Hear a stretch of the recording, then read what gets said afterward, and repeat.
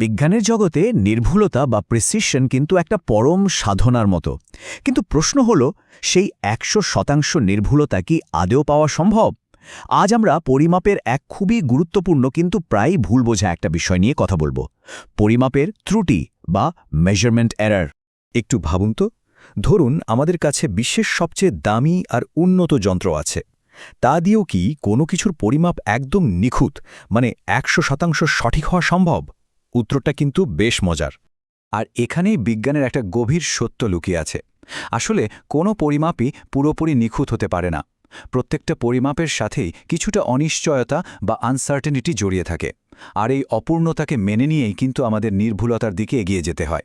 এ কারণে ত্রুটির ধারণাটা বোঝা এত জরুরি। আচ্ছা, প্রথমেই একটা সাধারণ ভুল ধারণা ভেঙে ফেলা যাক। বিজ্ঞানে যখন আমরা ত্রুটি বা এরর শব্দটা ব্যবহার করি, তার মানে কিন্তু দৈনন্দিন জীবনে আমরা যেটাকে ভুল বলি সেটা নয়। এর অর্থটা বেশ আলাদা। দেখুন, বৈজ্ঞানিক ত্রুটি মানে এই না যে কেউ কিছু ভুল করেছে বা অসাবধান ছিল। এটা আসলে পরিমাপ প্রক্রিয়ার একটা খুবই স্বাভাবিক আর তর্বিতমনীয় অংশ। বলা যেতে পারে এটা প্রকৃতিরই একটা নিয়ম। তাহলে এই ত্রুটিগুলো আসলে কেমন হয়? চলুন একটু গভীরে গিয়ে দেখি বিজ্ঞানীরা সাধারণত কোন কোন ধরনের ত্রুটির মুখোমুখি হন। মূলত দুই ধরনের ত্রুটি আমরা দেখতে পাই। একদিকে আছে র্যান্ডম এরর বা এলোমেলো ত্রুটি, যা অনেকটা এক অনির্দিষ্ট দুষ্টু ভূতের মতো। মানে হঠাৎ করে ভোল্টেজ ওঠানামা করল বা ভরের তাপমাত্রা একটু বদলে গেল, আর অমনি এ ত্রুটি চলে এলো। অন্যদিকে আছে গ্রস এরর বা স্থূল ত্রুটি, যেটা আসলে মানুষের সাধারণ অসাবধানতার ফল, যেমন স্কেলের দাগটা ভুল দেখা বা যন্ত্রটা ঠিকমতো ব্যবহার না করা।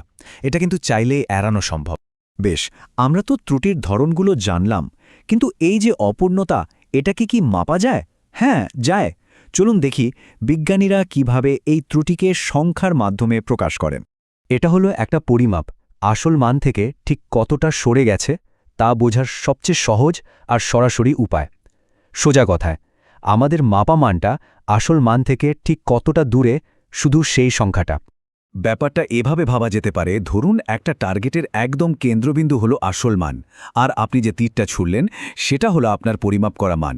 পরম ত্রুটি হলো কেন্দ্র থেকে আপনার তীরের দূরত্বটা। তীরটা ডানে পড়ল না বামে, সেটা এখানে গুরুত্বপূর্ণ নয়, শুধু দূরত্বটাই আসল। চলুন একটা বাস্তব উদাহরণ দেখি। ধরা যাক আমরা ল্যাবে অভিকর্ষজ ত্বরণের মান মেপে পেলাম ৯.৮ মিটার পার সেকেন্ড স্কোয়ার। কিন্তু আমরা জানি যে হিসাবের সুবিধার জন্য এর আসল মান ধরা হয় প্রায় ১০.০ মিটার পার সেকেন্ড স্কোয়ার। তাহলে আমাদের পরম ত্রুটি কত হলো? খুব সোজা, ১০.০ থেকে ৯.৮ বিয়োগ করলে থাকে ০.২। তার মানে আমাদের পরিমাপটা আসল মান থেকে ০.২ মিটার পার সেকেন্ড স্কোয়ার দূরে ছিল। আচ্ছা, পরম ত্রুটি তো পেলাম ০.২, কিন্তু এই ০.২ এর ত্রুটিটা কি খুব বড়? ভাবুন তো, ১ কিলোমিটার মাপতে গিয়ে ০.২ মিটারের ভুল, আর মাত্র ১ মিটার মাপতে গিয়ে ০.২ মিটারের ভুল কি একই জিনিস? একদমই না। এখানেই আসে শতাংশ ত্রুটি, যেটা আমাদের ত্রুটির আপেক্ষিক গুরুত্বটা বুঝতে সাহায্য করে। শতাংশ ত্রুটি আমাদের একটা তুলনামূলক চিত্র দেয়। এটা পরম ত্রুটিকে আসল মানের সাপেক্ষে বিচার করে বলে দেয় যে ত্রুটিটা আসলে কতটা বড় বা ছোট। এর জন্য আমরা পরম ত্রুটিকে আসল মান দিয়ে ভাগ করে ১০০ দিয়ে গুণ করি। আমাদের আগের উদাহরণে ফেরা যাক।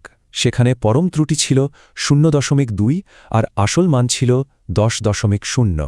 তাহলে শতাংশ ত্রুটি দাঁড়াচ্ছে ২%। তার মানে আমাদের পরিমাপে মাত্র ২% ত্রুটি ছিল, যেটা কিন্তু বৈজ্ঞানিক পরীক্ষার জন্য বেশ ভালো একটা ফলাফল। এখন যেহেতু আমরা ত্রুটি মাপতে শিখে গেছি, আসল প্রশ্নটা হলো এটাকে কমানো যায় কিভাবে। চলুন এবার দেখি বিজ্ঞানীরা এই অনিবার্য অপূর্ণতাকে নিয়ন্ত্রণে রাখার জন্য কি কৌশল ব্যবহার করেন।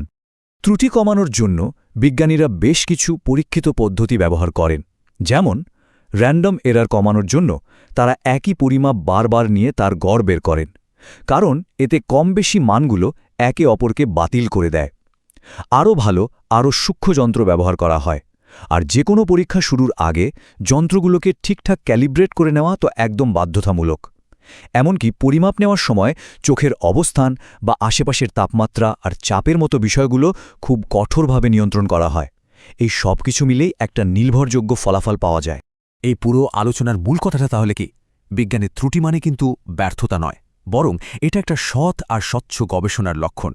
এটা প্রমাণ করে যে বিজ্ঞানী তার কাজের সীমাবদ্ধতা সম্পর্কে কতটা সচেতন। ত্রুটিকে একেবারে শূন্য করে ফেলা অসম্ভব, কিন্তু তাকে বোঝা, মাপা আর কমানোই হলো আসল লক্ষ্য। তাহলে এক নজরে দেখে নেওয়া যাক আমরা আজ কি জানলাম। প্রথমত, কোনো পরিমাপই নিখুঁত নয়।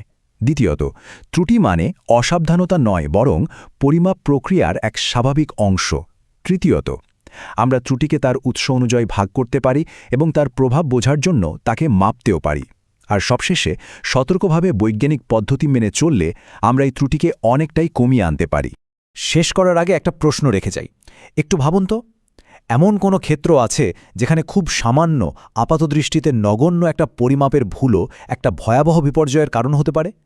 এর উত্তরটাই আমাদের মনে করিয়ে দেয় যে বিজ্ঞানের নির্ভুলতার খোঁজটা কেবল একটা একাডেমিক চর্চা নয়, এর গুরুত্ব আমাদের জীবনে অপরিসীম।